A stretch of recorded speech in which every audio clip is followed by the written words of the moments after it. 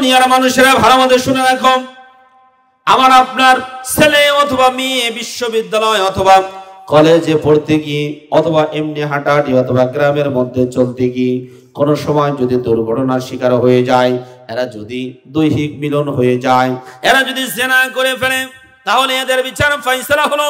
এরা যদি অবিবাহিত পুরুষ অথবা নারী হয়, তাহলে এদেরকে উপযুক্ত প্রমাণ যদি পাওয়া যায়, তাহলে 100টা বেত্রাঘাত করতে হবে। জোরে বলেন কয়টা? আরো জোরে বলেন কয়টা? 100টা বেত্রাঘাত করতে হবে। এই বেত্রাঘাত করতে গিয়ে আল্লাহ রাব্বুল আলামিন বলে দিয়েছেন, ওয়ালা তাখুযুকুম বিহিমা রাফাতুন ফি দীনিল্লাহ। দ্বীন শব্দের 4টা অর্থ রয়েছে, এর মধ্যে একটা অর্থ হলো দ্বীন মানে আল্লাহর আইন, ফি দীনিল্লাহ মানে আহকামুল্লাহ।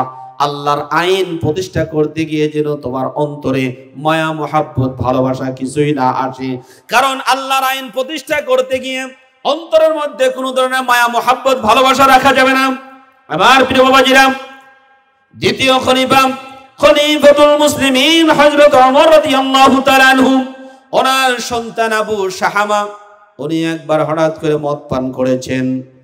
মদ পান করার পরেই খবর ওমর রাদিয়াল্লাহু তাআলা আনহুর কাছে চলে গেছে, প্রমাণও পাওয়া গেছে, নিজেই স্বীকারোক্তি দিয়েছেন। কাজী সাহেবের কাছে নিয়ে গেলেন খলিফাতুল মুসলিমিন, তিনি তার সন্তানকে কাজী সাহেবের কাছে নিয়ে গেলেন। কাজী সাহেবকে ডাক দিয়ে বললেন, কাজী সাহেব, এই যে আমার সন্তান মদ পান করেছে, নিজেই স্বীকৃতি দিয়েছে, অনেকবার বলেছে বাবা আর জীবনে মদ পান করব না, তওবা করলাম, কিন্তু না, যখন স্বীকৃতি দিয়েছি আল্লাহর আইন তার উপর বাস্তবায়ন করা এটা ফরজ হয়ে গেছে। আল্লাহর আইন যদি বাস্তবায়ন না করি, তাহলে কিয়ামতের ময়দানে আল্লাহর আদালতে আমাকে জিজ্ঞাসা করতে হবে, এ ওমর, তোমাকে বিশাল বড় একটা রাষ্ট্রের মালিক বানিয়েছিলাম, কি কারণে তুমি পার্সেন্টেজে করেছো? তোমার সন্তান হওয়ার কারণে। আল্লাহর আইনটা কেন বাস্তবায়ন করো নাই? ওমর, তোমাকে তো এই কারণে রাষ্ট্রের মালিক বানানো হয় নাই, রাষ্ট্রের দায়িত্ব তোমাকে দেওয়া হয় নাই। এই অনুভূতি থেকে আবু শাহামাকে নিয়ে গেলেন, কাজী সাহেবকে ডাক দিয়ে বললেন, আপনি বিচার ফয়সালা করেন, হদ জারি করে দেন। কোন একজন ব্যক্তি যদি মদ পান করে অথবা কাউকে যদি তহমত দেয়, তহমত বোঝেন, তহমত মানে কোনো একজন নারীকে অপবাদ দেওয়া হলো, এই রকম তহমত যদি কোনো ব্যক্তি দেয়, কোরআনুল কারীমের ভাষায়, হাদিসের ভাষায়, এই ব্যক্তির উপরে 80টা বেত্রাঘাত করতে হবে, 80টা বেত তাকে মারতে হবে। ওমর রাদিয়াল্লাহু তাআলা আনহু বিচারকের কাছে যাওয়ার পরে বললেন, আপনি এটার উপরে হদ জারি করে দেন, শরীয়তের আইন বাস্তবায়ন করেন। কাজী সাহেব এবার চাবুক নিয়ে খলিফাতুল মুসলিমিন হযরতে ওমর রাদিয়াল্লাহু তাআলা আনহুর সন্তান আবু শাহামার শরীরের উপরে বেত্রাঘাত করতেছেন। ওমর রাদিয়াল্লাহু তাআলা আনহু পাশেই বসা আছেন। যখন কয়েকটা বেত্রাঘাত মেরেছেন, 7 থেকে 8টা বেত্রাঘাত মেরেছেন, ওমর রাদিয়াল্লাহু তাআলা আনহু চেয়ার থেকে তিনি রাগান্বিত অবস্থায় দাঁড়িয়ে বললেন, এই কাজী সাহেব, আমি রাষ্ট্রের প্রধান, এই কারণে আমার সন্তানকে তুমি মায়া মোহাব্বত করে ভালোবেসে আস্তে আস্তে করে বেত্রাঘাত করছো, না, তা হতে পারে না। আল্লাহর আইন বাস্তবায়ন করার ক্ষেত্রে কে বাদশার ছেলে আর কে ভ্যানওয়ালা ছেলে দেখা যাবে, আরো জোরে দেখা যাবে। কিন্তু আমাদের সমাজে চেয়ারম্যানের ছেলে যদি অপরাধ করে, ভ্যানওয়ালার মেয়ের সাথে দেখবেন ওরা থাপ থুপ দিয়ে মিটিয়ে দেওয়ার চেষ্টা করে। আমার প্রিয় বাবাজিরা, বাংলাদেশে একজন প্রথিতযশা মুফাসসিরে কোরআন ছিলেন, যাকে কোরআনের পাখি, কোরআনের বুলবুলি বলা হতো, যিনি 53টি বছর পর্যন্ত শুধু কোরআন থেকে তাফসীর করেছেন, কোরআন টু কোরআনের কথা বলেছেন। তাফসীর করার 5টা মাধ্যম রয়েছে, সিস্টেম রয়েছে। এর মধ্যে সবচেয়ে উত্তম সিস্টেম হচ্ছে তাফসীরুল কোরআন বিল কোরআন। এক আয়াতের তাফসীর আরেক আয়াতের মাধ্যমে যিনি করতেন, যিনি 53টি বছর পর্যন্ত তাফসীর করে করে ঘুরে ধরা অসভ্য মানুষদেরকে শোনাতেন। যেই সমস্ত যুবকগুলা বিশ্ববিদ্যালয়ে পড়াশোনা করত, যারা টাকনুর নিচে প্যান পড়তো, যেই সমস্ত যুবকগুলা কার্ল মার্কস, লেনিন, মাও সেতুং এর আইন দিয়ে জীবন পরিচালনা করত, আন্দোলন করত, সেই আলেমে দ্বীনের তাফসীর শুনে তারা ইসলামী আন্দোলন করা শিখেছে। যারা টাকনুর উপরে প্যান পড়া শিখেছে, যেই যুবকগুলো নারীদের পিছে পিছে যাওয়া বাদ দিয়ে রাতের আধারে গভীরে তাহাজ্জুদের নামাজে দাঁড়িয়ে আল্লাহর সাথে প্রেম নিবেদন করেছে, ওই মুফাসসিরে কোরআনের নাম যেন কি? সবাই এক বাক্যে বলেন, তার নাম কি? আল্লামা দেলাওয়ার হোসেন সাইদি রাহমাতুল্লাহি আলাইহি নওয়ারাল্লাহু মারকাদাহু ওয়া আদখালাহুল্লাহুল জান্নাহ। আল্লাহ তার কবরটাকে জান্নাতের বাগান হিসেবে কবুল করুন, সকলেই পড়ি আমিন। আবার প্রিয় বাবাজিরা, সেই আলেম দ্বীনের জনপ্রিয়তা যখন আকাশচুম্বী হয়ে গেল, সেই সময় বাংলাদেশের সেই ফ্যাসিস্ট জালিম স্বৈরাচারী ভারতের সেবাদাসিনী রক্তখেকো 2000 ছাত্রের রক্তে রঞ্জিত যার হাত হয়েছে, সেই ফ্যাসিবাদী সরকার তাকে 2010 সালে আলেম নামের একজন কলঙ্ক নজিবুল বাশার মাইজ ভান্ডারী দুনিয়া থেকে বিদায় নিয়েছে। আল্লাহ তার কবরে যা দেওয়া দরকার তাই দিক, সকলে পড়ে আমিন। এই বেচারার একটা মামলা দায়ের করলো, ধর্মীয় অনুভূতিতে আঘাত হানার মামলা দায়ের করার পরে 2010 সালে তাকে গ্রেফতার করে। 13 বছর পর্যন্ত জেলখানার মধ্যে আবদ্ধ করে রেখে 53টি দিন পর্যন্ত তাকে রিমান্ডে নিয়ে তাদের কলিজা ঠান্ডা হয় নাই। শেষ পর্যন্ত তাকে চিকিৎসার নামে হত্যা করেছে। আমরা আজকে মহিষাখোলা পশ্চিম পাড়া জামে মসজিদ থেকে বলতে চাই, আল্লামা দেলাওয়ার হোসেন সাইদি কোরআনের পাখিকে যারা হত্যা করেছো, তোমাদের বিচার বাংলার জমিনে হবে হবে, কথা বলেন ঠিক কিনা? পৃথিবীর কেউ থামাইতে পারবে না। আলেমদের রক্ত নিয়ে যারা খেলা করবে, আল্লাহ তাদেরকে কোনোদিন ছাড় দেয় না। তার প্রমাণ হলো 5ই আগস্ট, কথা বলেন ঠিক কিনা? আমার প্রিয় বাবাজিরা, আল্লামা দেলাওয়ার হোসেন সাইদি তিনি একথা বলেছিলেন, আমার রক্ত নিয়ে যারা খেলা করবে, আমার রক্ত যারা পান করবে, আমার রক্ত না, এটা হলো বিষ। এই বিষ যারা পান করবে তারা কোনোদিন হজম করতে পারবে না। ঠিকই আল্লাহর ওলির কথা সত্য হলো, তাকে হত্যা করা হলো 15ই আগস্টে। তার পরবর্তী বছর অর্থাৎ 2023 সালে 15ই আগস্টে তাকে হত্যা করা হয়েছে। আর 2024 সালের 5ই আগস্ট 1 বছর পূর্ণ হতে না হতে বাংলার জমিনে তাদের থাকার ভাগ্যে হয় নাই। এ বিচার করেছেন কে? জোরে বলেন কে? ওই আল্লাহ আছে নাকি এলবিয়ারে গেছে? না, আল্লাহর বয়স হয়ে গেছে, আল্লাহ বুড়া হয়ে গেছে। আর কি তাই পারে? আমরা যদি আল্লাহকে সহযোগিতা না করি তাহলে আল্লাহর মনে হয় সিয়ারা থাকবে না। আল্লাহ সিয়ার থাকবে? জোরে বলেন সিয়ার থাকবে? আল্লাহর সিয়ার ঠিকই থাকবে। আমরা যদি কিচ্ছু না করি তারপরে আল্লাহর সিয়ারে কোনো সমস্যা হবে না।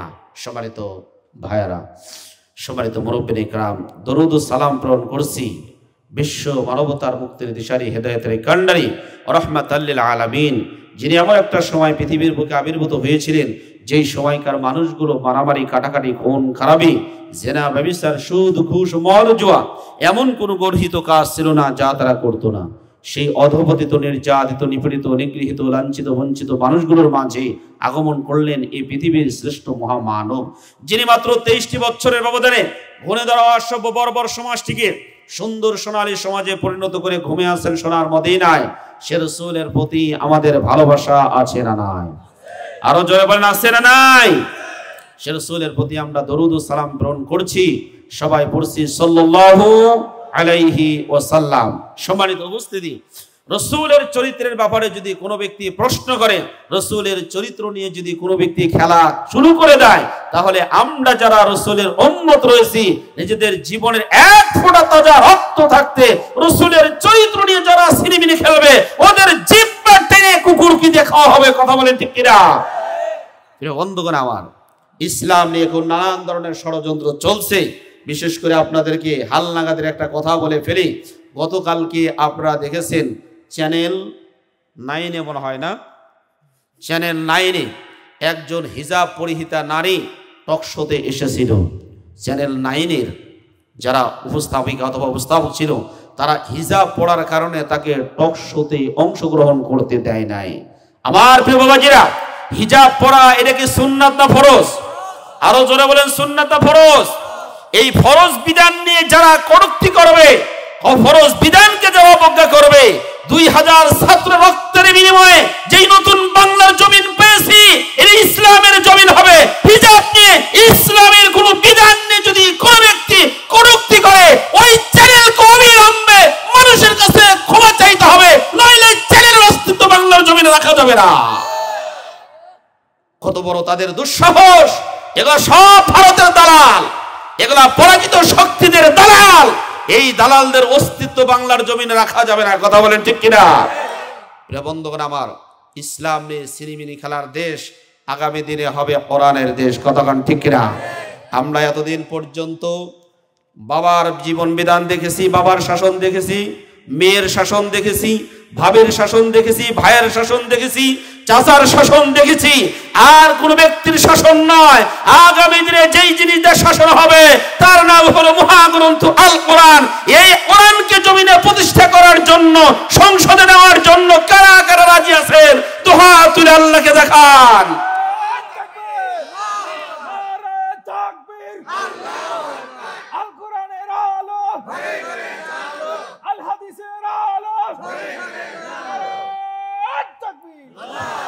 আমার প্রিয় বাবাজিরা, আমাদের আশ্চর্য লাগে এটা, বাংলাদেশে 2000 ছাত্র যখন রক্ত দিয়েছে, তারপরেও ইসলাম বিদ্বেষী কিছু মানুষ ইসলামের বিরুদ্ধাচরণ করার ষড়যন্ত্র করেই যাচ্ছে।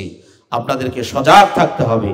যদি সজাগ থাকি তাহলে কেউ ইসলাম বিরোধী কোনো কার্যকলাপ করতে পারবে না। আর যদি আমরা ঘুমিয়ে যাই তাহলে এই ইহুদি খ্রিস্টানদের দোসর যারা আছে, যারা অমুসলিমদের দোসর, তারা ইসলামটাকে ধ্বংস করার জন্য তৎপরতা চালিয়ে যেতে থাকবে।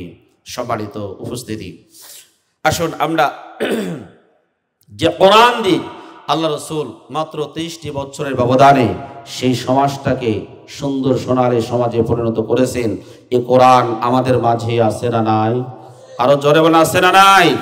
এ কোরআন কি কারণে নাজিল হয়েছে আমরা একটু সেটা জেনে নেব। কোরআন কেন নাজিল করা হয়েছে? কোরআন কি শুধুমাত্র মরা মানুষের পাশে বসে বসে, শিওরে বসে বসে পড়ার জন্য নাজিল হয়েছে, নাকি অন্য কোনো কারণে নাজিল হয়েছে?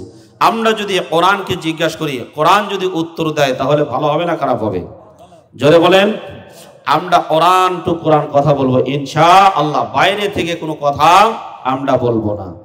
আল্লাহ রাব্বুল আলামিন বলেন, ইন্না আনজালনা ইলাইকাল কিতাবা বিল হাক্কি লিতাহকুমা বাইনান নাস বিমা আরাকাল্লাহু ওয়া লা তাকুন লিল খাইনিনা খাসীমা। সূরা নিসা 16 নম্বর রুকু 5 নম্বর পারার 14 নম্বর পৃষ্ঠার 14 নম্বর লাইনের 105 নম্বর আয়াত। তাফসীর ইবনে কাসিরের মধ্যে লেখেন, নিশ্চয় আমি কিতাব তোমার কাছে যথাযথভাবে নাজিল করেছি। এ কোরআন তোমার কাছে আমি যৌক্তিকভাবে নাজিল করেছি। কি কারণে নাজিল করেছেন? আল্লাহ রাব্বুল আলামিন তিনি নিজে উত্তর দেন, লিতাহকুমা বাইনান নাস। হে নবী, যাতে করে আপনি মানুষের মাঝে কিতাব দিয়ে ফয়সালা করতে পারেন, বিচার ফয়সালা করতে পারেন। আমার প্রিয় বাবাজিরা খেয়াল করেন, এ কোরআনুল কারীম নাজিল হয়েছে সুপ্রিম কোর্ট পরিচালনা করার জন্য, হাইকোর্ট পরিচালনা করার জন্য, জজ কোর্ট পরিচালনা করার জন্য, সংসদ ভবন পরিচালনা করার জন্য।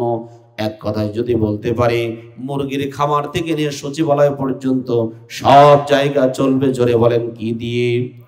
আরো জোরে বলেন কি দিয়ে? আল্লাহর কোরআন দিয়ে চলবে। এবার প্রশ্ন হলো, বলেন তো আল্লাহর কোরআন দিয়ে কি আমাদের সুপ্রিম কোর্ট চলে? আমাদের সংসদ ভবন চলে? তাহলে আমি একটু শব্দে শব্দে ব্যাখ্যা করি। লিতাহকুমা বাইনান নাস, যাতে করে নবী আপনি ব্যাখ্যা করতে পারেন। লিতাহকুমা এরা হাজার সিকাম, লিতাহকুমা বাইনান নাস, যাতে করে নবী আপনি বিচার ফয়সালা করতে পারেন। বাইনান নাস মানে মানুষের মাঝে। নাস শব্দ দ্বারা মুমিন, মুসলমান, ফাসিক, ফুজ্জার যত মানুষ আছে সবাইকে বোঝানো হয়। আল্লাহ রাব্বুল আলামিনের উপরে বলছেন, বিমা আরাকাল্লাহ, যেভাবে আল্লাহ আপনাকে দেখিয়ে দিয়েছেন ওভাবে আপনি মানুষের মাঝে বিচার ফয়সালা করবেন। এবার আপনাদের কাছে প্রশ্ন, এই কোরআনুল কারীম নাজিল হয়েছে কি কারণে? খতম পড়ার জন্য না বিচার ফয়সালা করার জন্য? মানুষের মাঝে বিচার ফয়সালা করার জন্য। তার মানে আমাদের দৈনন্দিন জীবনে যত সমস্যা আছে সমস্ত সমস্যার সমাধান একমাত্র দিতে পারে, আরো জোরে বলেন দিতে পারে, আল কোরআন। সব সমস্যার সমাধান দিতে পারে আল কোরআন। রব্বুল আলামিন এজন্যই কোরআনুল কারীম নাজিল করেছেন। এবার আসুন আমরা যদি কোরআনুল কারীম এর বিধান না মানি তাহলে কি হবে? আল্লাহ নিজেই বলছেন, ফালা ওয়া রাব্বিকা লা ইউমিনুনা হাত্তা ইউহাক্কিমুকা ফীমা শাজারা বাইনাহুম সুম্মা লা ইয়াজিদু ফী আনফুসিহিম হারাজাম মিম্মা কাদাইতা ওয়া ইউসাল্লিমু তাসলিমা। আল্লাহু আকবার। সূরা নিসা 9 নম্বর রুকু 5 নম্বর পারা 7 নম্বর পৃষ্ঠার 8 নম্বর লাইনের 65 নম্বর আয়াত। আল্লাহ রাব্বুল আলামিন বলেন, ফা মানে অতঃপর, লা মানে না, ও রব্বিকা মানে তোমার রবের কসম করে বলছি। আল্লাহ বলছেন না না, হবে না, হবে না, তোমার রবের কসম করে বলছি। লা ইউমিনুনা, ওই সমস্ত ব্যক্তিরা মুমিন হচ্ছে না, ভবিষ্যতেও হবে না। এখানে ফি'লে মুজারে ব্যবহার করেছেন। প্রেজেন্ট এবং ফিউচার দুইটা টেন্স এই ফি'লে মুজারের মধ্যে থাকে। বর্তমান এবং ভবিষ্যৎকাল দুইটা কাল এর মধ্যে পাওয়া যায়। ওই সমস্ত ব্যক্তিরা মুমিন হচ্ছে না, ভবিষ্যতেও হতে পারবে না। তারা কারা? হাত্তা ইউহাক্কিমুকা, এ নবী যতক্ষণ পর্যন্ত তারা আপনাকে বিচারক হিসেবে না মানবে। তার মানে নবী এখন আমাদের মাঝে নাই। নবী রেখে গেছেন আমাদের কাছে কোরআন। বিদায় হজের সময় তিনি ভাষণ দিয়েছেন, তারাক্তু ফীকুম আমরাইন লান তাদিল্লু মা তামাসসাকতুম বিহিমা কিতাবাল্লাহি ওয়া সুন্নাত রাসূলি। বিশ্বনবী বিদায় হজের সময় বর্ণনা করে গেছেন, তোমাদের জন্য আমি দুটো জিনিস রেখে যাচ্ছি। এই দুটো জিনিস যদি বিপদের সময় তোমরা আঁকড়িয়ে ধরো, তাহলে পৃথিবীর কোনো ব্যক্তি, কোনো শয়তান, কোনো পথভ্রষ্টকারী তোমাদেরকে পথভ্রষ্ট করতে পারবে না। সুবহানাল্লাহ বলেন। 1 নম্বর হলো আল্লাহর কিতাব মানে কোরআন, 2 নম্বরে বিশ্বনবীর সুন্নাহ। এই দুটো জিনিস যদি আমরা আঁকড়ে ধরতে পারি, বিশ্বনবীর সুন্নাহ এবং আল্লাহর কোরআনে যা আছে এর একটাও আমরা ছাড়বো না, এর চাইতে বেশি করব। জোরে বলেন, ছাড়বো না, বেশি করব না। এর নাম হলো ইবাদত। এই দুইটা জিনিস যদি আঁকড়ে ধরতে পারি, তাহলে কোন ব্যক্তি আমাদেরকে পথভ্রষ্ট করতে, আরো জোরে বলেন, পথভ্রষ্ট করতে পারবে না। তাহলে বিশ্বনবী আমাদের মাঝে কোরআনুল কারীম রেখে গেছেন, সুন্নাহ রেখে গেছেন। আল্লাহ রাব্বুল আলামিন বলছেন, যতক্ষণ পর্যন্ত এই কোরআন দিয়ে বিচার ফয়সালা না করবে, ততক্ষণ পর্যন্ত তোমরা প্রকৃত মুমিন হতে পারবে না। আমার প্রিয় বাবাজিরা, তাহলে সূরা নিসার 65 নম্বর আয়াতের যে অর্থ, আমরা যতক্ষণ পর্যন্ত কোরআন দিয়ে বিচার ফয়সালা না করব, ততক্ষণ পর্যন্ত আমরা কেউ প্রকৃত মুমিন হতে পারবো। আরো জোরে বলেন, পারবো? পারবো না। এবার বলেন তো, কোরআনুল কারীমের বিধান কি আমাদের সমাজে আছে? জোরে বলেন, আছে? নাই। তার কারণ হলো আল্লাহ রাব্বুল আলামিন কোরআনুল কারীমের মধ্যে আরো জানিয়ে দিলেন, ওয়াস-সারিকু ওয়াস-সারিকাতু ফাকতাউ আইদিয়াহুমা জাযাআম বিমা কাসাবা নাকালাম মিনাল্লাহ ওয়াল্লাহু আজিজুল হাকীম। আল্লাহু আকবার।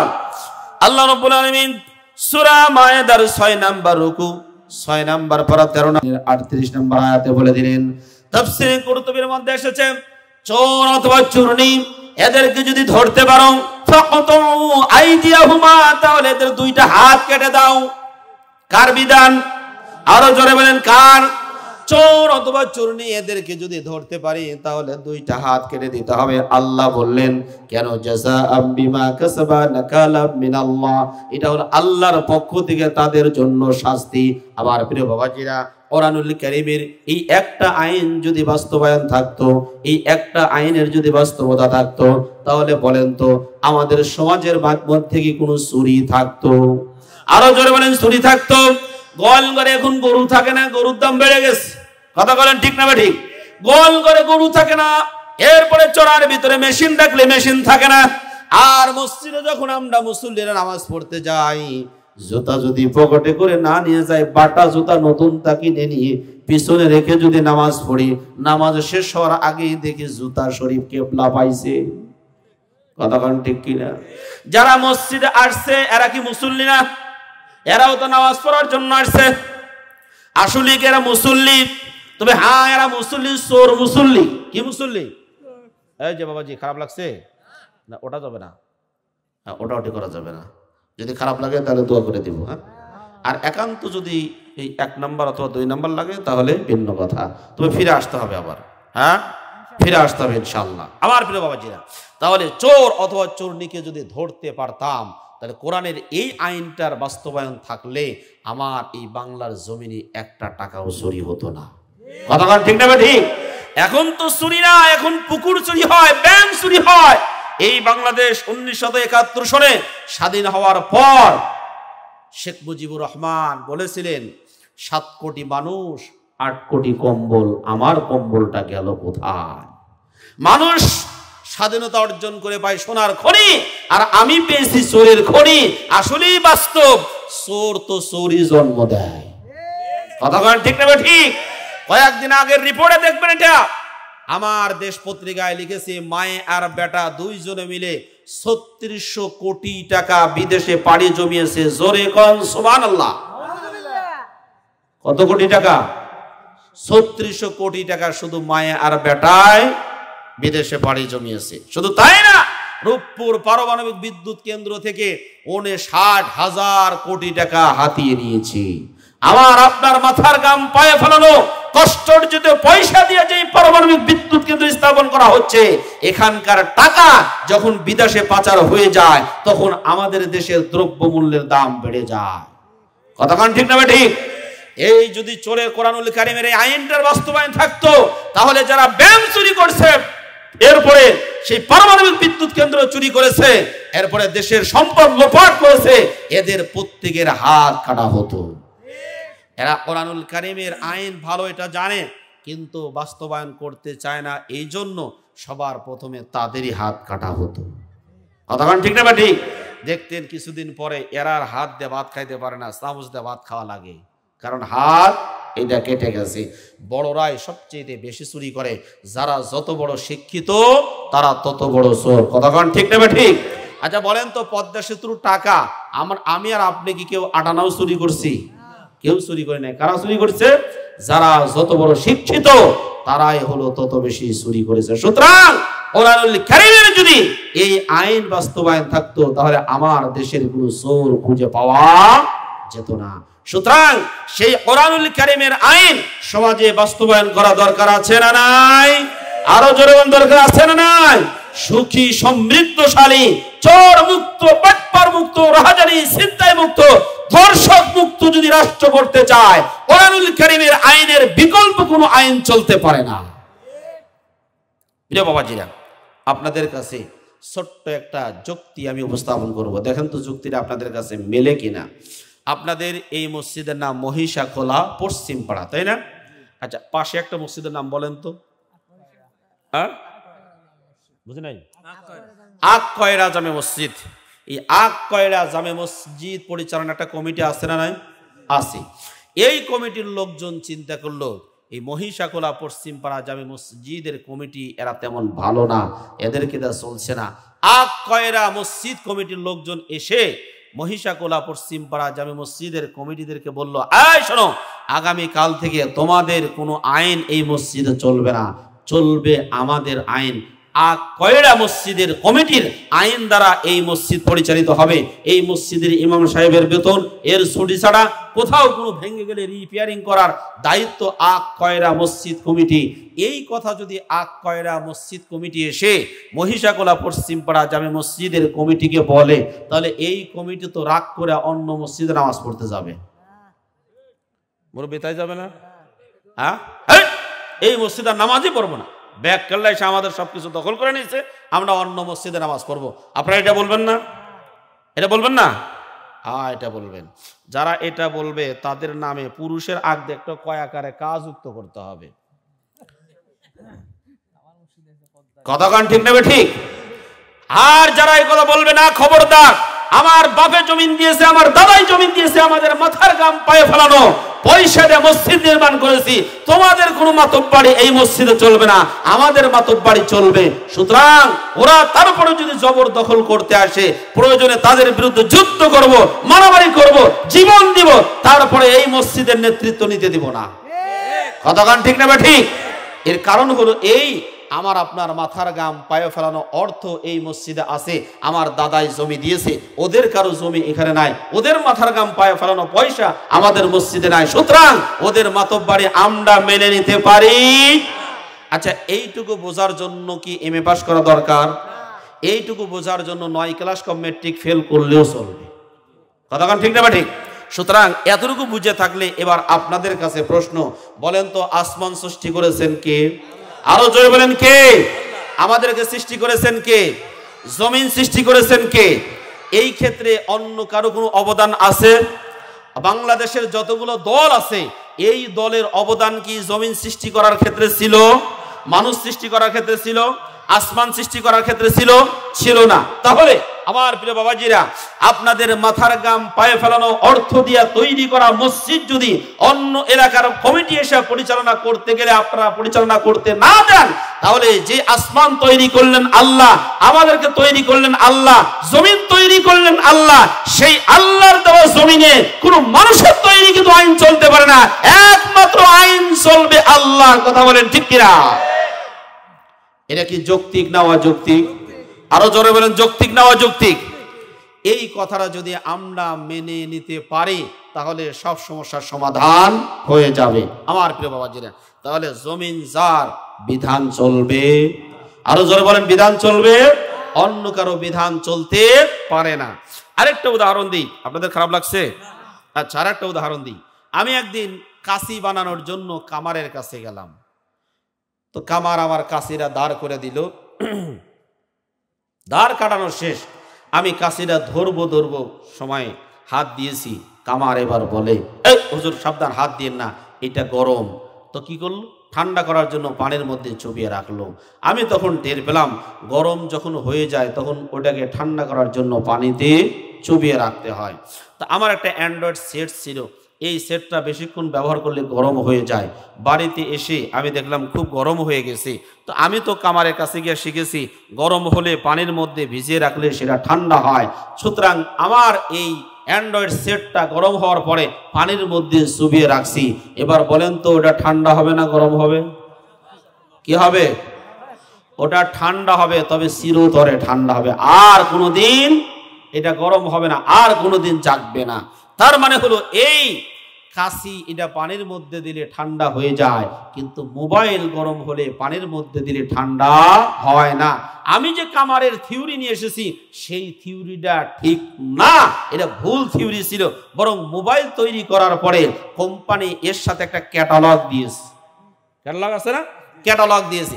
এই ক্যাটালগে লেখা আছে, মোবাইল ব্যবহার করতে করতে কোনো সময় যদি গরম হয়ে যায়, তাহলে এটা বাটনটা অফ করে, সুইচটা অফ করে রেখে দিলে কিছুক্ষণ পরে এমনিতে ঠান্ডা হবে, আবার চালু করলে চালু হয়ে যাবে। এটা ক্যাটালগে লেখা ছিল, কিন্তু আমি ক্যাটালগটাকে ফলো করি নাই, আমি ফলো করেছি কামারের আইনটাকে। এবার বলেন তো, কামারের বুদ্ধি বেশি না মোবাইল যারা তৈরি করেছে তাদের বুদ্ধি বেশি?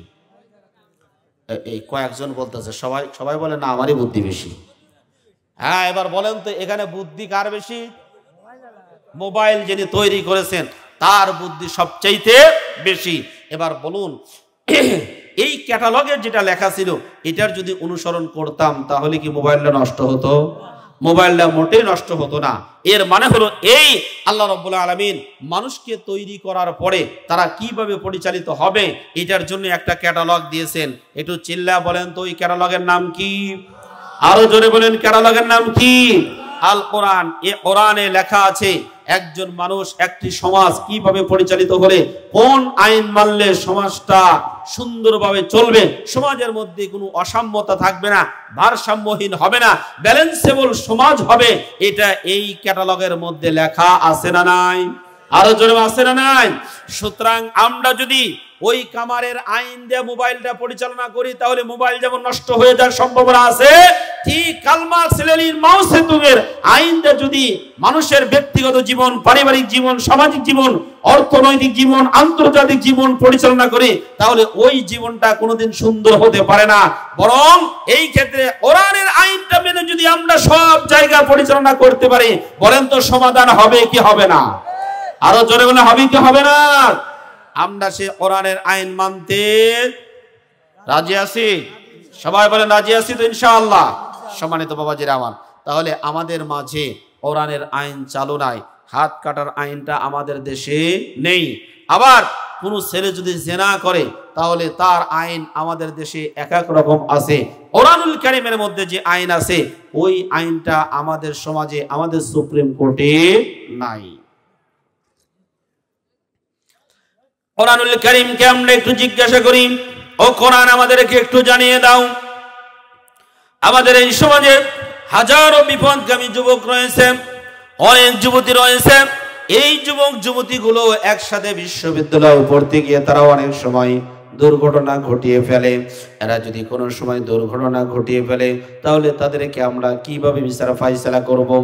আল্লাহর কোরআন আমাদেরকে জানিয়ে দিচ্ছেন, আয-যানিয়াতু ওয়াজ-যানি ফাজলিদু কুল্লা ওয়াহিদিম মিনহুমা মিআতা জালদা ওয়ালা তা'খুযুকুম বিহিমা রা'ফাতুন ফি দীনিল্লাহি ইন কুনতুম তু'মিনুনা বিল্লাহি ওয়াল ইয়াউমিল আখির ইলা আখিরিল আয়াত।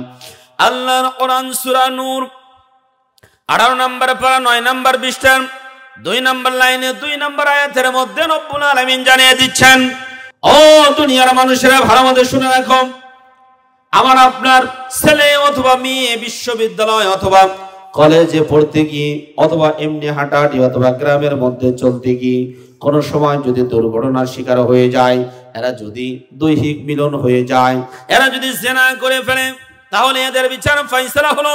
এরা যদি অবিবাহিত পুরুষ অথবা নারী হয়, তাহলে এদেরকে উপযুক্ত প্রমাণ যদি পাওয়া যায়, তাহলে 100টা বেত্রাঘাত করতে হবে। জোরে বলেন কয়টা? আরো জোরে বলেন কয়টা? 100টা বেত্রাঘাত করতে হবে। এই বেত্রাঘাত করতে গিয়ে আল্লাহ রাব্বুল আলামিন বলে দিয়েছেন, ওয়ালা তা'খুযুকুম বিহিমা রা'ফাতুন ফি দীনিল্লাহ। দ্বীন শব্দের 4টা অর্থ রয়েছে, এর মধ্যে একটা অর্থ হলো দ্বীন মানে আল্লাহর আইন, ফি দীনিল্লাহ মানে আহকামুল্লাহ। আল্লাহর আইন প্রতিষ্ঠা করতে গিয়ে যেন তোমার অন্তরে মায়া মোহাব্বত ভালোবাসা কিছুই না আসে, কারণ আল্লাহর আইন প্রতিষ্ঠা করতে গিয়ে অন্তরের মধ্যে কোনো ধরনের মায়া মোহাব্বত ভালোবাসা রাখা যাবে না। আমার প্রিয় বাবাজিরা, দ্বিতীয় খলিফাতুল মুসলিমিন হযরত ওমর রাদিয়াল্লাহু তাআলা আনহু, ওনার সন্তান আবু শাহামা, উনি একবার হঠাৎ করে মদ পান করেছেন। মদ পান করার পরেই খবর ওমর রাদিয়াল্লাহু তাআলা আনহুর কাছে চলে গেছে, প্রমাণও পাওয়া গেছে, নিজেই স্বীকারোক্তি দিয়েছেন। কাজী সাহেবের কাছে নিয়ে গেলেন খলিফাতুল মুসলিমিন, তিনি তার সন্তানকে কাজী সাহেবের কাছে নিয়ে গেলেন। কাজী সাহেবকে ডাক দিয়ে বললেন, কাজী সাহেব, এই যে আমার সন্তান মদ পান করেছে, নিজেই স্বীকৃতি দিয়েছে, অনেকবার বলেছে বাবা আর জীবনে মদ পান করব না, তওবা করলাম, কিন্তু না, যখন স্বীকৃতি দিয়েছে আল্লাহর আইন তার উপর বাস্তবায়ন করা এটা ফরজ হয়ে গেছে। আল্লাহর আইন যদি বাস্তবায়ন না করি, তাহলে কিয়ামতের ময়দানে আল্লাহর আদালতে আমাকে জিজ্ঞাসা করতে হবে, হে ওমর, তোমাকে বিশাল বড় একটা রাষ্ট্রের মালিক বানিয়েছিলাম, কি কারণে তুমি পার্সেন্টেজে করেছো? তোমার সন্তান হওয়ার কারণে। আল্লাহর আইনটা কেন বাস্তবায়ন করো নাই? ওমর, তোমাকে তো এই কারণে রাষ্ট্রের মালিক বানানো হয় নাই, রাষ্ট্রের দায়িত্ব তোমাকে দেওয়া হয় নাই। এই অনুভূতি থেকে আবু শাহামাকে নিয়ে গেলেন, কাজী সাহেবকে ডাক দিয়ে বললেন, আপনি বিচার ফায়সালা করেন, হদ জারি করে দেন। কোন একজন ব্যক্তি যদি মদ পান করে অথবা কাউকে যদি তহমত দেয়, তহমত বোঝেন, তহমত মানে কোনো একজন নারীকে অপবাদ দেওয়া হলো, এই রকম তহমত যদি কোনো ব্যক্তি দেয়, কোরআনুল কারীমের ভাষায়, হাদিসের ভাষায়, এই ব্যক্তির উপরে 80টা বেত্রাঘাত করতে হবে, 80টা বেত তাকে মারতে হবে। ওমর রাদিয়াল্লাহু তাআলা আনহু বিচারকের কাছে যাওয়ার পরে বললেন, আপনি এটার উপরে হদ জারি করে দেন, শরীয়তের আইন বাস্তবায়ন করেন। কাজী সাহেব এবার চাবুক নিয়ে খলিফাতুল মুসলিমিন হযরতে ওমর রাদিয়াল্লাহু তাআলা আনহুর সন্তান আবু শাহমার শরীরের উপরে বেত্রাঘাত করতেছেন। ওমর রাদিয়াল্লাহু তাআলা আনহু পাশেই বসা আছেন। যখন কয়েকটা বেত্রাঘাত মেরেছেন, 7 থেকে 8টা বেত্রাঘাত মেরেছেন, ওমর রাদিয়াল্লাহু তাআলা আনহু চেয়ার থেকে তিনি রাগান্বিত অবস্থায় দাঁড়িয়ে বললেন, এই কাজী সাহেব, আমি এই রাষ্ট্রের প্রধান, এই কারণে আমার সন্তানকে তুমি মায়া মোহাব্বত করে ভালোবেসে আস্তে আস্তে করে বেত্রাঘাত করছো, না তা হতে পারে না। আল্লাহর আইন বাস্তবায়ন করার ক্ষেত্রে কে বাদশার ছেলে আর কে ভ্যানওয়ালা ছেলে দেখা যাবে, আরো জোরে দেখা যাবে। কিন্তু আমাদের সমাজে চেয়ারম্যানের ছেলে যদি অপরাধ করে ভ্যানওয়ালার মেয়ের সাথে, দেখবেন ওরা থাপ থুপ দিয়ে মিটিয়ে দেওয়ার চেষ্টা করে। আসতে বলেন, আরো জোরে বলেন, ঠিক না বা ঠিক? আল্লাহর আইন বাস্তবায়ন করার ক্ষেত্রে চেয়ারম্যানের ছেলেও যেমন, একজন কামলার মেয়েও তেমন। কথা কান ঠিক না বা ঠিক? ওমর রাদিয়াল্লাহু তাআলা আনহু এবার নিজ হাতে তিনি ব্যাটটা তুলে নিলেন।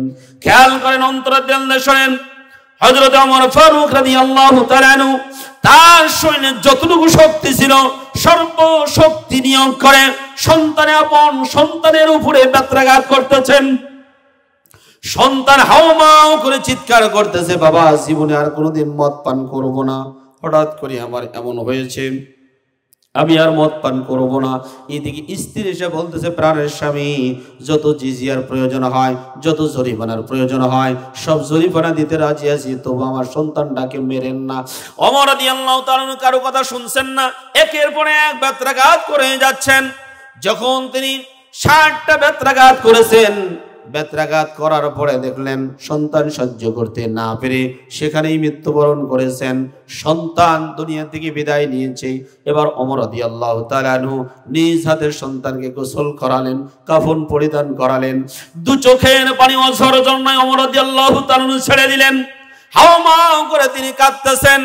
বাহির থেকে জিজ্ঞাসা করলেন, আপনি তো নিজের হাতে বেটন দিয়ে বেত্রাঘাত করে সন্তানকে হত্যা করলেন, আবার কেন আপনি হাওমাও করে কাঁদেন? ওমর রাদিয়াল্লাহু তাআলা বলছেন, ও আমার সাথীরা শোনো, ভালো মতো মনে রাখো, আমি এতক্ষণ পর্যন্ত যেটা করতেছিলাম এটা হলো আল্লাহর আইন বাস্তবায়ন করতেছিলাম। আল্লাহর আইন বাস্তবায়ন করার ক্ষেত্রে বিন্দু পরিমাণেরও ভালোবাসা মহাব্বত দুর্বলতা দেখানো যাবে না। আর এখন যেটা আমি করতেছি এটা হলো সন্তানের প্রতি বাবার যে আচরণ। আমার সন্তান দুনিয়া থেকে বিদায় নিয়েছে, আমার অন্তরের মধ্যে মায়া লাগছে। সন্তানের প্রতি বাবার যে ভালোবাসা, বাবার যে দুর্বলতা, সেই দুর্বলতার কারণে আমার অন্তর থেকে ডুকরে ডুকরে কান্না আসতেছে। আমার প্রিয় বাবাজিরা নিজ হাতে কাফন পড়ালেন, নিজ হাতে নিজের কাঁধে আবার বহন করে নিয়ে গেলেন, কবরের মধ্যে নিজে রেখে দিলেন। এরপরে দোয়া পড়লেন, বিসমিল্লাহি ওয়া আলা মিল্লাতি রাসূলিল্লাহ। এই দোয়া পড়ে মাটি দেওয়ার পরে আমার প্রিয় বাবাজিরা, এইরকম মদ যদি কোনো ব্যক্তি পান করে, তহমত যদি কোনো ব্যক্তি দেয়, তাহলে তার শাস্তি কয়টা বেত্রাঘাত? জোরে বলেন, কয়টা? 80টা বেত্রাঘাত।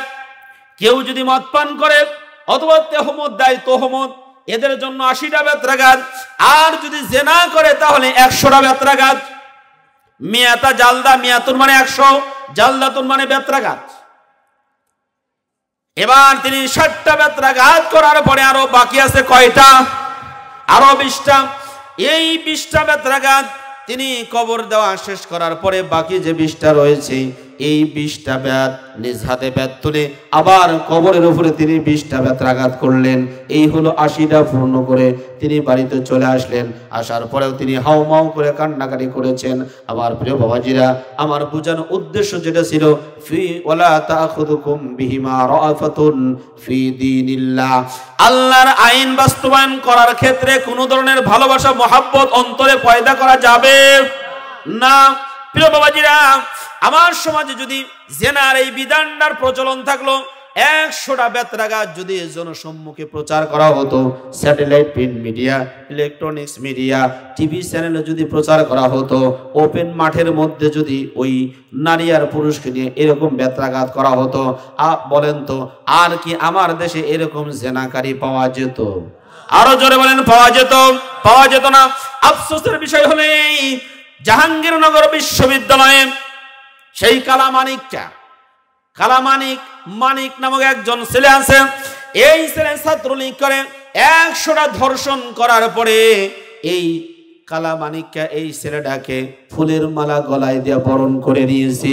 100টা ধর্ষণ করার পরে ওকে ফুলের মালা না, কোরআনের বিধান যদি থাকতো তাহলে ওকে 100টা বেত্রাঘাত করে করে পৃথিবীর জমিন থেকে বিদায় করে দেওয়া হতো। কিন্তু আমাদের জমিনে কোরআনের আইন বাস্তবায়ন না থাকার কারণে ওদের কোনো শাস্তি হয় নাই। এরপরে মানুষ যদি কোনো ব্যক্তি হত্যা করে তাহলে হত্যার বদলায় হত্যা। আল্লাহ রাব্বুল আলামিন কোরআনুল কারীমের কয়েকটা জায়গায় এই আয়াত কারিমাগুলো বর্ণনা করে দিয়েছেন। রব্বুল আলামিন তিনি কোরআনুল কারীমে সূরা মায়েদার মধ্যে জানিয়ে দিলেন, আন্নাহু মান ক্বাতালা নাফসান বিগাইরি নাফসিন আও ফাসাদিন ফিল আরদি ফাকান্নামা ক্বাতালান নাসা জামিআ। সূরা মায়েদা 5 নম্বর রুকু 6 নম্বর পারা 12 নম্বর পৃষ্ঠা 2 নম্বর লাইনের 32 নম্বর আয়াতের মধ্যে আল্লাহ রাব্বুল আলামিন তিনি জানিয়ে দিলেন, কোন একজন ব্যক্তি কাউকে যদি নিরপরাধ ব্যক্তিকে হত্যা করে তাহলে সে যেন গোটা জাতিকে হত্যা করলো। আর কেউ যদি কোনো নিরপরাধ ব্যক্তিকে জীবন দেয় তাহলে সে যেন গোটা জাতিকে জীবন দিয়ে দিল। জোরে বলেন সুবহানাল্লাহ। আমার প্রিয় বাবাজিরা, আপনাদের কাছে আমার প্রশ্ন, এই যে 17টি বছরের মধ্যে নিরপরাধ শত শত মানুষদেরকে তারা হত্যা করেছে শুধুমাত্র নিজেদের ব্যক্তিগত স্বার্থ সিদ্ধি করার জন্য। আমার প্রিয় বাবাজিরা, আল্লামা হোসেন সাইদী রহমাতুল্লাহর মতো মানুষকে তারা ফাঁসির রায় দিয়েছিল। জনতার অভ্যুত্থানের কারণে ফাঁসির রায়টা পরিবর্তন করে আমৃত্যু কারাদণ্ড দিয়েছিল। তারপরেও ওই যে পার্শ্ববর্তী রাষ্ট্রটা রয়েছে, এই রাষ্ট্রের চাপের কারণে শেষ পর্যন্ত তাকে চিকিৎসার নামে হত্যা করেছে। নিরপরাধ ব্যক্তিকে যারা হত্যা করবে আল্লাহ রাব্বুল আলামিন সূরা নিসার 93 নম্বর আয়াতের মধ্যে জানিয়ে দেন, ওয়া মাইয়াকুতুল মুমিনাম মুতাআম্মিদান ফাজাযাউহু জাহান্নামু খালিদান ফিহা।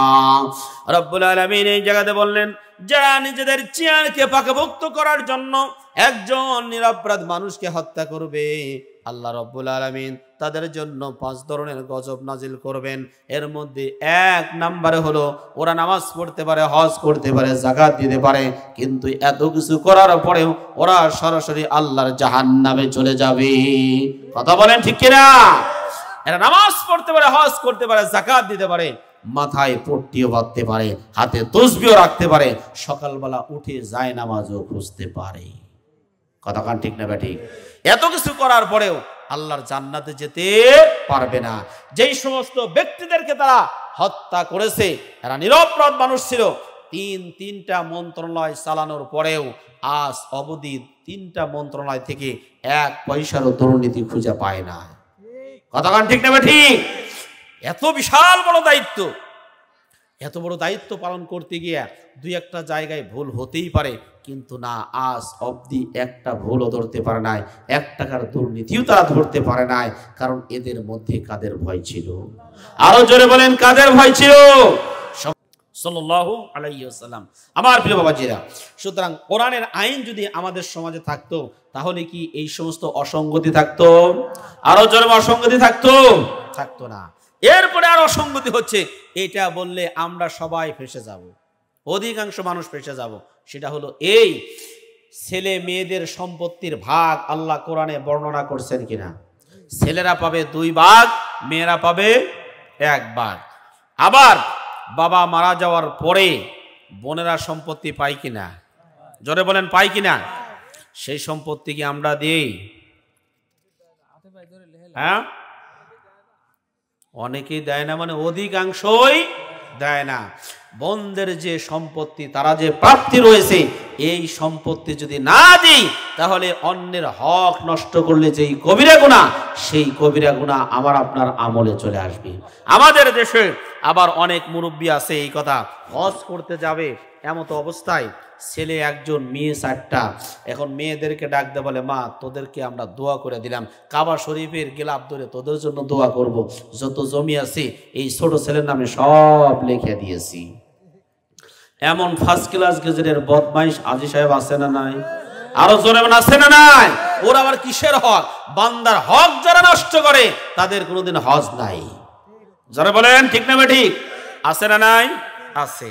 মেয়েকে কম দেয়, ছেলেকে বেশি দেয়, বোনকে দেয় না, ফাঁকি দেয়, আবার কোন রকম ভাবে দাওয়াত জিয়াফত খাওয়ায়া তাদের থেকে জোর করে লিখে নেয়। আছে। মনে হচ্ছে যে কবরের মধ্যে ওই জমিটুকু নিয়েই যাবে। হ্যাঁ, আছে না নাই? আছে। আল্লাহ রাব্বুল আলামিন কোরআনুল কারীমে আপনারা খেয়াল করবেন, সূরা নিসার 11 থেকে নিয়ে আমি একটু আয়াত বলে দিই। সূরা নিসার 11 থেকে নিয়ে 14 নম্বর আয়াতটা পারলে আপনারা পড়বেন। 11, 12, 13, 14 এই 4টা আয়াতে কারিমার মধ্যে সম্পূর্ণ মানে হকদারের হক, কে কতখানি জমি পাবে তার বিস্তারিত বিবরণ এখানে দেওয়া আছে। আমার প্রিয় বাবাজিরা, আপনাদের কাছে অনুরোধ করে বলে যাচ্ছি, হকদারের যদি হক নষ্ট করি তাহলে আল্লাহ মাফ করবেন না। এরপরে আরেকটা বিষয় হলো, আমরা স্বামীদের স্ত্রীদের হক আদায় করি না। আমরা যেদিন বিয়ে করেছি দেনমোহর ধার্য করছি কিনা? দেনমোহর ধার্য করা আছে।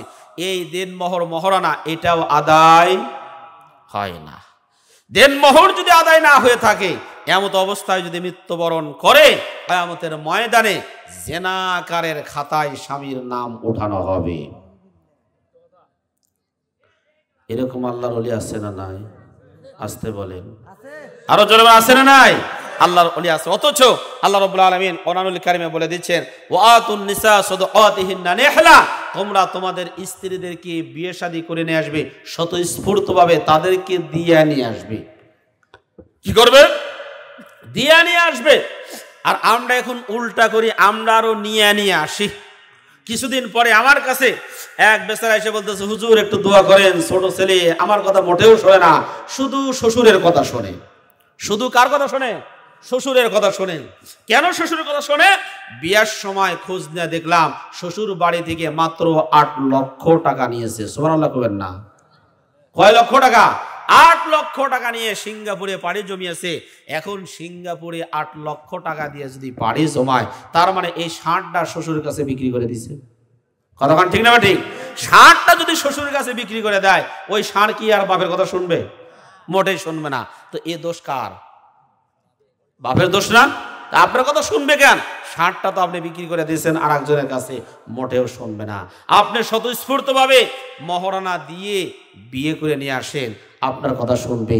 আবার কয় না, আমার ছোট ছেলের বউ আমার কথা শোনে না, এই শীতের মধ্যে একটু পানি গরম করে দিতে বলি, মোটে পানি গরম করে দেয় না। আরে পানি গরম করে দিবে কোত্থেকে? ওটা তো কিনে নিয়ে আসা, ওটা তো ওর বাড়ির থেকে তো টাকা নিয়ে আসা হয়েছে, ও তো আর দেবে না।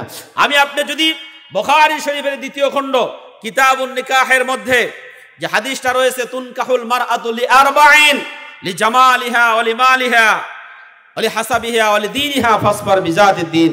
মানুষ সাধারণত 4টা জিনিস দেখে বিবাহ করে। 1 নম্বর, সুন্দরী দেখে বিয়ে করে। মেয়েটার বাড়িতে কোনো কিছুই নাই, কিন্তু দেখতে বড় পরীর মতো। ছেলে এবার চিন্তা করে, ঘরে এসে বউকে দেখে যদি কলিজায় ঠান্ডা না হয় তো সাদা বিয়ে করে লাভটা কি? ও সম্পদে আমার কি হবে? দেখে সুন্দরী আছে, বেশ আলহামদুলিল্লাহ বিয়ে করে ফেললাম। এই এক শ্রেণীর আছে।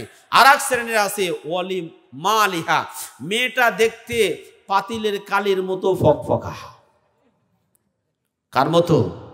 আমার কাছে এসে এক লোক বলতেছে, হুজুর একটু দোয়া করেন, এবার এই 5 কন্যার পরে করতে পারি। এক হলো আওয়ামী লীগ আর একটা হলো বিএনপি। এটা না? আওয়ামী লীগ আর বিএনপি, তাই না? আবার প্রিয় বাবাজিরা খেয়াল করেন, এই পৃথিবীতে যত মানুষ আছে আল্লাহ রাব্বুল আলামিন তাদেরকে 2টা ভাগে ভাগ করেছেন। 1 নম্বরে ভাগ করেছেন নারী আর পুরুষ। আছে না নাই? কোরআন আমাদেরকে জানিয়ে দিচ্ছেন, ইয়া আইয়ুহান নাসুত্তাকু রাব্বাকুমুল্লাযী খালাকাকুম মিন নাফসিন ওয়াহিদা ওয়া খালাকা মিনহা زوجها وبث منهما رجالا كثيرا ونساء। সূরা নিসা 4 নম্বর পারা 16 নম্বর পৃষ্ঠার 1ম নম্বর লাইনের 1 নম্বর আয়াতের মধ্যে আল্লাহ রাব্বুল আলামিন জানিয়ে দিলেন, এই পৃথিবীতে যত মানুষ আছে সমস্ত মানুষকে আল্লাহ রাব্বুল আলামিন 2টা ভাগে ভাগ করেছেন। 1 নম্বরে পুরুষ আর 2 নম্বরে নারী। এই দুটাই তো নাকি? এখন আপনারা বলতে পারেন, হুজুর যারা হিজড়া তারা কি হবে? এটা তো আর একটা প্রকার আছে। এই আয়াতের এই আয়াতের ব্যাখ্যা আমার দেওয়ার এখন সুযোগ নেই, রাত অনেক হয়েছে, কথা আরও কয়েকটা বলতে হবে। শুধুমাত্র আপনাদেরকে একটা ইম্পর্টেন্ট তথ্য দিয়ে যাচ্ছি, এটা আপনারা পড়ে নেবেন।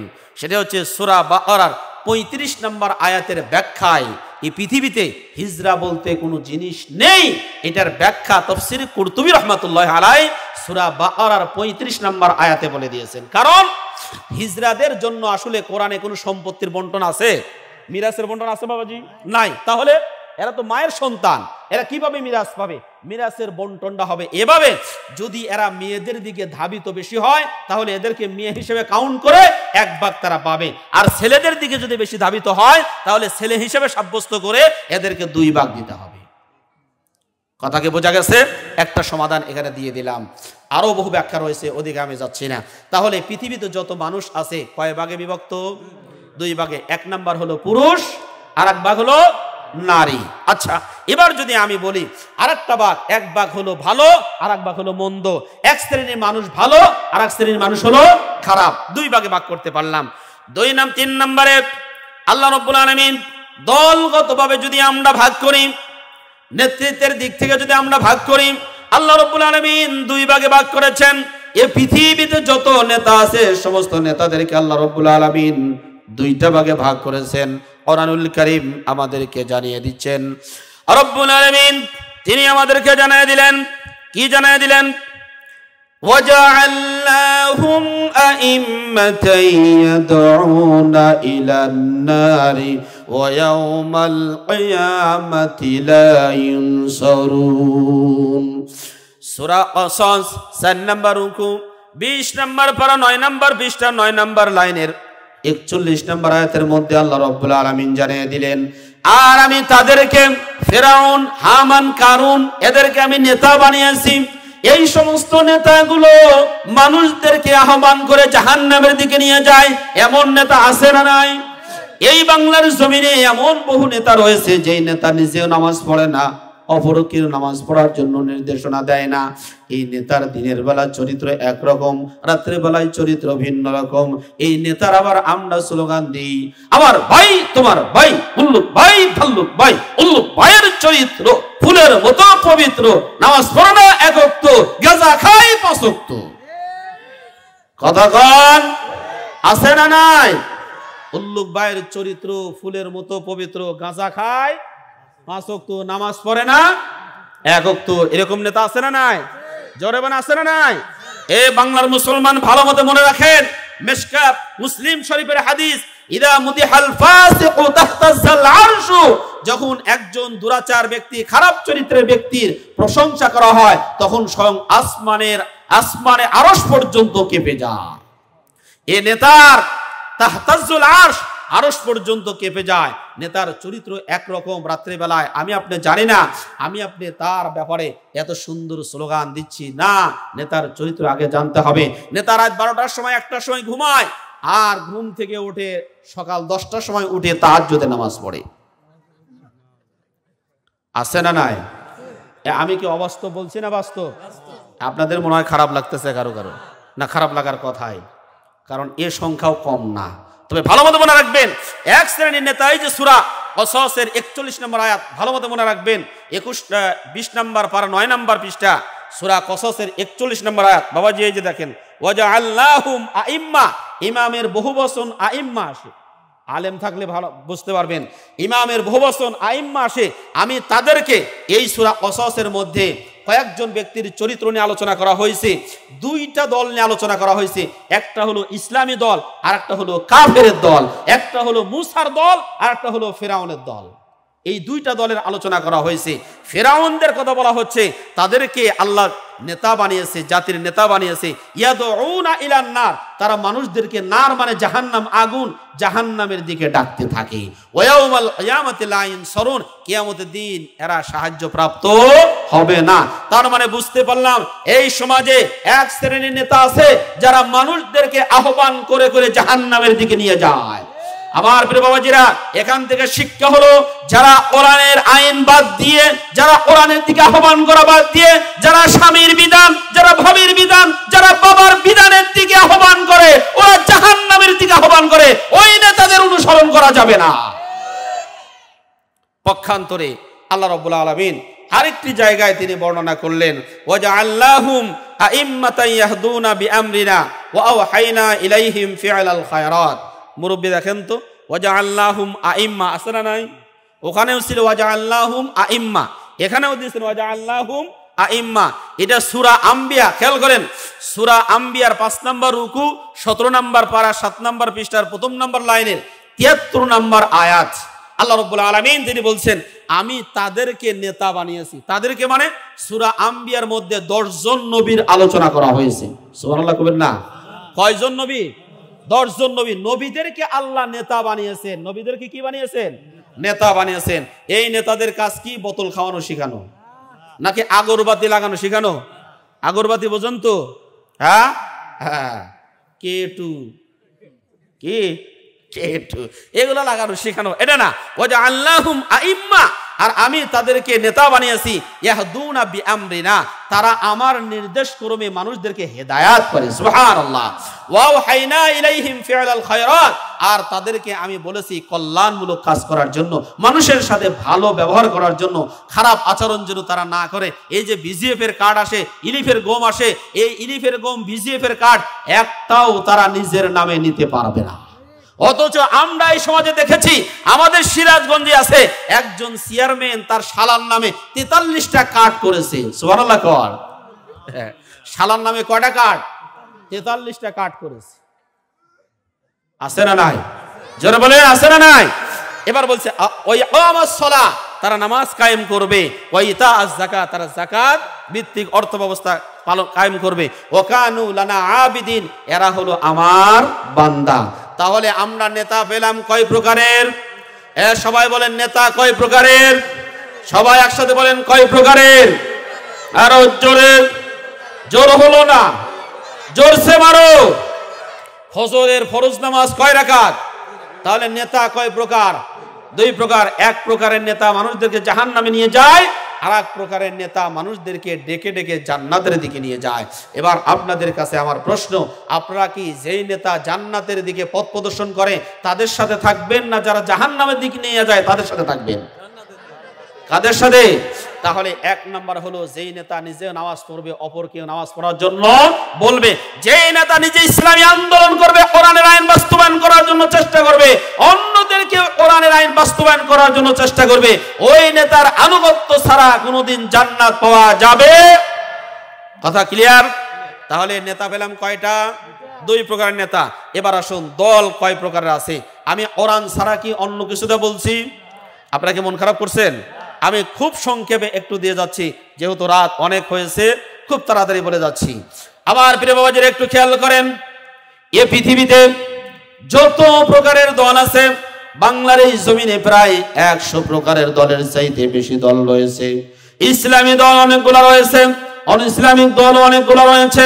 আল্লাহ রাব্বুল আলামিন তার ভাষায় বর্ণনা করছেন, ইস্তাহওয়াযা আলাইহিমুশ শাইতানু ফাআনসাহুম যিকরাল্লাহ উলাইকা হিজবুশ শাইতান আলা ইন্না হিজবাশ শাইতানি হুমুল খাসিরুন। আল্লাহু আকবার। আল্লাহর কোরআন সূরা মুজাদিলা 3 নম্বর রুকু 28 নম্বর পারা 3 নম্বর পৃষ্ঠার 12 নম্বর লাইনে 19 নম্বর আয়াত। আল্লাহ রাব্বুল আলামিন তিনি ডাকতে বলছেন, শয়তান তাদেরকে মুরিদ বানিয়েছে। ইস্তাহওয়াদা মানে নিয়ন্ত্রণে নেওয়া, অনুগত করা, বশীভূত করা, মুরিদ বানানো। ইস্তাহওয়াদা আলাইহিমুশ শাইতান, শয়তান তাদেরকে মুরিদ বানিয়েছে, অনুগত করে নিয়েছে, ক্যাপচারে নিয়েছে। কাদেরকে ক্যাপচারে নিয়েছে? কাদেরকে অনুগত করে ফেলছে? আল্লাহর কোরআন বলছেন ফানসাহুম যিকরাল্লাহ। এই দিক আমার দিকে খেয়াল করেন, ফানসাহুম যিকরাল্লাহ, আনসা শব্দের ফাইল হলো শয়তান। শয়তান তাদেরকে আল্লাহর জিকিরে ভুলাইয়া দিয়েছে। আল্লাহর জিকির যাদেরকে ভুলাইয়া দিয়েছে শয়তান, তারা হলো উলাইকা হিজবুশ শাইতান, ওরা হলো শয়তানের দল। আমার প্রিয় বাবাজিরা, লেবাননে একটা সশস্ত্র যোদ্ধা গোষ্ঠী আছে, এই যোদ্ধা গোষ্ঠীর নাম হলো হিজবুল্লাহ। আপনার নাম শুনেছেন? হিজবুল্লাহ। হিজবুন মানে দল, আল্লাহ মানে হলো আল্লাহ। তাহলে হিজবুশ শাইতান মানে কি? আচ্ছা, হিজবুল্লাহ মানে যদি আল্লাহর দল হয়ে থাকে, হিজবুল মানে দল, আল্লাহ মানে আল্লাহ, তাহলে হিজবুল্লাহ মানে আল্লাহর দল। এখন আল্লাহর জায়গায় যদি আমি শয়তান লাগায় দিই তাহলে কি হবে? একটু ভালো মতো বলছেন, দুইটা শব্দ। হিজবুল্লাহ মানে আল্লাহর দল, আর হিজবুল শয়তান মানে শয়তানের দল। আল্লাহ বলছেন উলাইকা মানে ওরাই, হিজবুল শয়তান মানে শয়তানের দল। যাদেরকে আল্লাহর জিকির ভুলাইয়া দিয়েছে তারা হলো শয়তানের দল। আমার প্রিয় বাবাজিরা, জিকির বলতে কি বোঝায়? জিকিরের আমার ছোট্ট গবেষণায় জিকিরের 9 প্রকারের অর্থ পেয়েছি। কয় প্রকারের? 9 প্রকারের অর্থ পেয়েছি। এই 9 প্রকারের অর্থের মধ্যে এক প্রকারের অর্থ আছে জিকির মানে আল্লাহর আইন। জিকির মানে আল্লাহর আইন, প্রমাণ নেওয়া দরকার। আল্লাহ রাব্বুল আলামিন বলেন ওয়ামান আ'রাদা আন যিকরি ফাইন্না লাহু মাঈশাতান দানকা ওয়া নাহশুরুহু ইয়াওমাল কিয়ামাতি আ'মা। সূরা তাহা 16 নম্বর পারা 19 নম্বর পৃষ্ঠার 12 নম্বর লাইনের 124 নম্বর আয়াত। আল্লাহ রাব্বুল আলামিন ডাক দিয়ে বললেন, যারা আমার জিকির ভুলে যাবে, যারা আমার আইন কানুন মানবে না, কোরআনুল কারীমের আইন যারা মানবে না, ওই সমস্ত ব্যক্তির জীবনে কোনো শান্তি থাকবে। আরো জোরে বলেন, শান্তি থাকবে। যেই সমাজের মধ্যে কোরআনের আইন থাকবে না, সেই সমাজের মধ্যে কোনো সিকিউরিটি থাকবে না, সেই সমাজের মধ্যে কোনো শান্তি থাকবে না। সেই সমাজে চুরি থাকবে, ডাকাতি থাকবে, ছিনতাই থাকবে, রাহাজানি থাকবে, এরপরে জেনা, ব্যভিচার, সুদ, ঘুষ, মদ, জুয়া এগুলোও থাকবে। এবার বলেন তো, আমাদের সমাজে কি কোরআনের আইন আছে? আল্লাহর আইন আছে? না থাকার কারণে এই যে চুরি, চামারি, ডাকাতি, বদমাইশি, দুরামি, সুরামি, ওজনে কম দেওয়া, এরপরে জেনা, ব্যভিচার এগুলো আমাদের সমাজে আছে না নাই? আরো জোরে বলেন, আছে না নাই? তাহলে এখানে জিকির শব্দের অর্থ হলো আল্লাহর আইন। তার মানে যেই দলের মধ্যে, যেই দলের কর্মসূচির মধ্যে আল্লাহর জমিনে আল্লাহর আইন বাস্তবায়ন করার কোনো কর্মসূচি নাই, যেই দলের ম্যানিফেস্টোর মধ্যে আল্লাহর জমিনে আল্লাহর আইন বাস্তবায়ন করার কোনো কথা নাই, এটাই হলো শয়তানের দল। আরো জোরে বলেন, ঠিক না ঠিক? এবার আপনারা বেছে নেন শয়তানের দল। এটা পাওয়ার জন্য তো প্রথম আসমানে যাওয়া লাগবে, কথা কয় না? এটা জাদুঘরে যাওয়া লাগবে? কোথায়? আবার আপনার পাশেই আছে, আছে না নাই? দেখবেন কোন দলের মধ্যে আল্লাহর জমিনে দিন কায়েম করার কোন কর্মসূচি নাই, ওটাই হলো শয়তানের দল। 2 নম্বরে এই সূরার 22 নম্বর আয়াত আল্লাহ রাব্বুল আলামিন শেষের দিকে বলেন উলাইকা হিজবুল্লাহ, ওরা হচ্ছে আল্লাহর দল। হিজবুল মানে দল, আর আল্লাহ মানে আল্লাহ। উলাইকা মানে ওরাই। আপনারা দেখেন, আপনারা নিজেরা অর্থ করেন, আমার অর্থ করার দরকার নাই। উলাইকা মানে ওরাই, হিজবুল্লাহ মানে আল্লাহর দল। এখন কারা আল্লাহর দল? যারা আল্লাহর আইনকে সব জায়গায় প্রাধান্য দেয়। বাপও যদি মুশরিক হয়, যুদ্ধের ময়দানে গেলে বাপের বিরুদ্ধে যুদ্ধ করবে। ছেলে যদি মুশরিক হয়, বাবা যদি মুসলমান হয়, ইসলাম যদি পালন না করে, ওই সন্তানের সাথে বাপের কোনো সম্পর্ক থাকতে পারে না। কথা বলেন, ঠিক না ঠিক? এইরকম যারা করবে, আল্লাহর আইনের যারা বিরোধিতা করবে, তাদের সাথে আমাদের কোনো সম্পর্ক থাকতে পারে না। এরাই হলো আল্লাহর দল। আমার প্রিয় বাবাজিরা, এদের ব্যাপারে আল্লাহ রাব্বুল আলামিন বলেন আলা, সাবধান, ইন্না হিজবাল্লাহ, আল্লাহর দল যারা হবে, হুমুল মুফলিহুন, ওরাই হলো সফল কাম। সুবহানাল্লাহ বলেন। আমার প্রিয় বাবাজিরা, আল্লাহর দল যারা হবে তারা সংখ্যায় কম হতে পারে, কিন্তু ওরা কোনোদিন এদের সাথে পারবে না। আপনাদের একটা উদাহরণ দিব, একটু ভালো মতো খেয়াল করেন। এই বাংলাদেশে অনেক আন্দোলন হয়েছে, হয় নাই? অনেক আন্দোলন হয়েছে। এই যে 2024 সালের জানুয়ারি মাসে নির্বাচন হলো, প্রথমে হলো 28% ভোট, কিছুক্ষণ পরে বললো না 28 না 40% ভোট। আপনারা সবাই ভোট দিচ্ছেন তো এখানকার, তো 40% কেমন হইলো? বলে মুখ দিয়ে বলে দিলে ঠেকায় কি? কথা ঠিক না ঠিক? 40% লোক তাদের পক্ষে, আবার চাকরিজীবী যা আছে, পুলিশ, র্যাব বাহিনী, কোবরা, এই সব কিছু তাদের পক্ষে। এত কিছু পক্ষে থাকার পরেও 5 তারিখে যখন গণজোয়ারের বিপ্লব শুরু হয়ে গেল, ওই দিন বলেন তো তাদের সংখ্যা বেশি থাকার পরেও, ওই যে যারা নির্বাচন করেছে এদের সংখ্যা বেশি, আমাদের সংখ্যা কম, আমাদের কম সংখ্যক থাকার পরেও এরা কি থাকতে পারছে না পিছন দরজা পলাইছে? আরো জোরে বলেন, পিছনে দরজা পলাইতে বাধ্য হয়েছে। কারণ আল্লাহর দল যারা হবে এরা সংখ্যায় কম হলে বিজয় তাদেরই হবে। সম্মানিত ভাইরা আমার, আমি আর সামনের দিকে যেতে চাচ্ছি না, তবে পরিশেষে আপনাদেরকে এতটুকু বলতে চাই, পরের ঘরে যারা বিবাদ বাজায় নিজের ঘরেও তাদের বিবাদ লাগে। কথাটা ঠিক না ঠিক? একটা এই জন্য বললাম, আমাদের সেই ফিলিস্তিনের মা বোনদের এবং তাদের স্থাপনা গুড়িয়ে দেওয়ার জন্য আমেরিকার প্রত্যক্ষ সহযোগিতার কারণে ইসরায়েল নামক অবৈধ রাষ্ট্ররা একের পর এক নির্যাতন করে বোম ফালায়া হাজার হাজার মা বোনদেরকে তারা হত্যা করে দিয়েছে, ঘর বাড়ি সব তামা বানিয়ে দিয়েছে। শুধুমাত্র আমেরিকার প্রত্যক্ষ সহযোগিতা করার কারণে আল্লাহ ঘুমিয়ে যায় না, আল্লাহ চেতনী আছে। ইন্নাহুম ইয়াকিদুনা কাইদা ওয়া আকিদু কাইদা, ওরা ষড়যন্ত্র করে, আল্লাহ বলেন আমি ষড়যন্ত্রের জবাব দেওয়ার জন্য প্রস্তুত। যখন পৃথিবীর মানুষ সহ্য করতে পারছিল না, জবাব দিতে পারতেছে না, সেই সময় আল্লাহ রাব্বুল আলামিন আমেরিকার ক্যালিফোর্নিয়া নামক একটা বন বিভাগে আগুন ধরায় দিয়েছে। সেখান থেকে ওই আগুনের টুকরাগুলো এসে ক্যালিফোর্নিয়ার কি জান শহর, লস অ্যাঞ্জেলাস শহরটাতে এ পরিমাণ আগুন লেগেছে যে আগুন তারা শত শত দমকল বাহিনীতে নিভাইতে পারে না, হেলিকপ্টার দিয়ে পানিতে নিভাইতে পারে না, বিমান দিয়ে পানিতে নিভাইতে পারে না। লক্ষ লক্ষ হাজার হাজার কোটি কোটি সম্পদ তাদের পুরে সারকার হয়েছে। আল্লাহ রাব্বুল আলামিন বলেন ওরা আমার সেই ফিলিস্তিনের ছোট্ট ছোট্ট বাচ্চাদের বুকে গুলি করে তছনছ করে দিয়েছে। আমি আল্লাহ রাব্বুল আলামিন ওদের লস অ্যাঞ্জেলাস সহ গোটা আমেরিকা ধ্বংস করে দেওয়ার জন্য আল্লাহ যথেষ্ট কিনা? আরো জোরে আল্লাহ পারেন কিনা? আবার প্রিয় ভাইয়েরা, সুতরাং মনে রাখতে হবে, যারা নিজেদের ক্ষমতাকে পাকাপোক্ত করার জন্য 2000 ছাত্রের বুকে গুলি চালিয়ে আমার দামাল মায়ের সন্তানদেরকে হত্যা করে চেয়ারটা পাকাপোক্ত করতে চেয়েছিল, আল্লাহ বলেন না, তোরা পাকাপোক্ত করবি না, তোদের পদত্যাগ দিলে হবে না। তোরা যেই পরিমাণ অপরাধ করেছিস, আলেম ওলামাদেরকে হত্যা করেছিস, ফাঁসি দিয়েছিস, তোদেরকে দেশ ত্যাগ করতে হবে। এই জালিম দেশ ত্যাগ করে চলে গেছে। আগামী দিনে এই দেশটাকে কোরআনের রাজত্ব বানানোর জন্য প্রয়োজনে আবার তাজা রক্ত দেওয়ার প্রয়োজন হলে কারা কারা রাজি আছেন হাত তুলে আল্লাহকে দেখান। লিল্লাহি তাকবীর। আল কোরআনের আলো সংসদে জালো,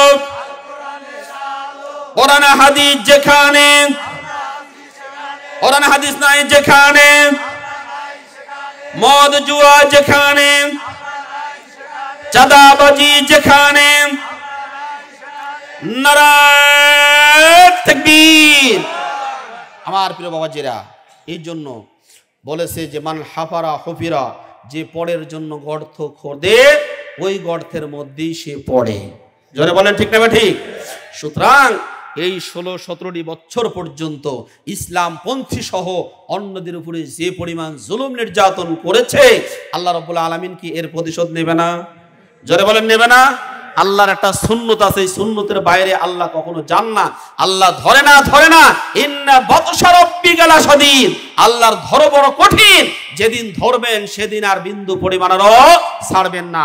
সত্য একটা কথা বলে যায়, গত কয়েকদিন পূর্বে সম্ভবত 3 জানুয়ারিতে আপনাদের এই যশোর জেলাতে, যশোরে আদ-দ্বীন ফাউন্ডেশন কর্তৃক আয়োজিত এই বাংলাদেশের একজন কিংবদন্তি আলেম আল্লামা সাঈদীর পরে যার জনপ্রিয়তা, তার নাম ডক্টর মিজানুর রহমান আজহারি।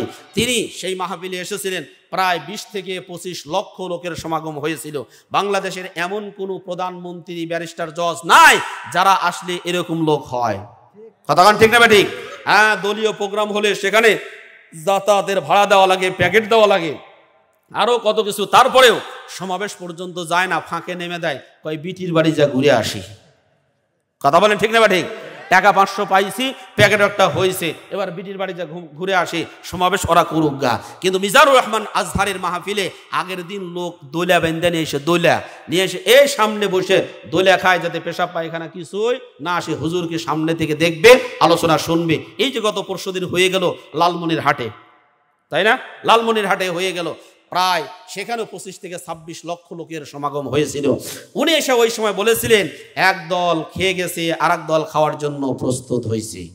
আচ্ছা, এ কি কোনো দলের নাম বলছে? জোরে বলেন, দলের নাম বলছে? আচ্ছা বলেন তো, এই দেশটাকে লুটে পুটে কেউ খাইতে চাইলে আমরা কি খাইতে দিব? আরো জোরে বলেন, খাইতে দিব? আমার ভাইও যদি খাইতে যায় আমি ওকে খাইতে দিব না। কারণ 2টা কারণে। 1 নম্বর কারণ হলো দেশের ক্ষতি, 2 নম্বর কারণ হলো ওর ক্ষতি হবে। সুতরাং ওর ক্ষতি হতে দেব না, দেশের ক্ষতি হতেও এবং বলেন ওর ক্ষতি কেমনে, ও যদি খায় তো ওর তো লাভ হবে না। ও যদি দেশের সম্পদ লুটে পুটে খায়, দুনিয়াতে অল্প কিছু সময় ভালো থাকতে পারে, কিন্তু মরণের পরে জনগণের সম্পদ খাওয়ার জন্য জাহান্নামে যেতে হবে। কতক্ষণ ঠিক না বা ঠিক? আর জনগণের সম্পদ লুটে পুটে খাইলে দেশের উন্নতি হবে না। আমরা দেশের উন্নতি চাই, দেশের অবনতি চাই না। এই কথা বলার পরে কিছু লোকের গায়ে লেগেছে, মাছের উপর কে রে মা, আমি কুর খাই নাই। কতক্ষণ ঠিক না বা ঠিক?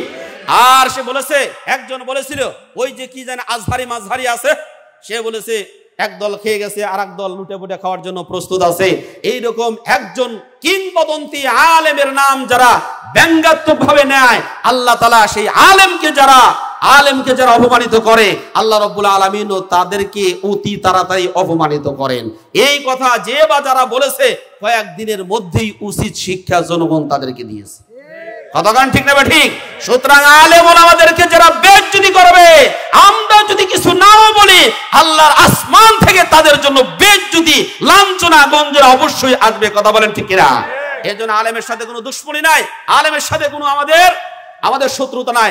আলেমদেরকে ভালোবাসবো, মহব্বত করব।